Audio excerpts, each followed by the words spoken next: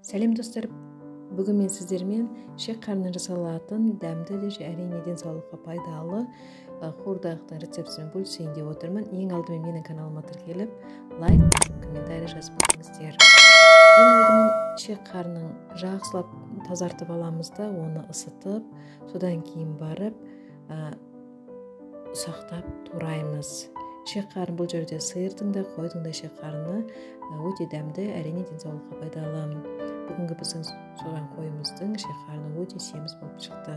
Ең алдымен қазанға майды құямыз да, оның үстіне жуасын салып, қызартып аламыз. Үстіне ішек қарнының барлығын саламыз да, жақсылап араластырамыз. Өздеріңіздің қалауларыңыз бойынша тұз саламыз. Содан кейін бұрыш саламыз. Дәміне қарай жақсылап араластырамыз. Содан кейін барып лавр жапырағын саламыз.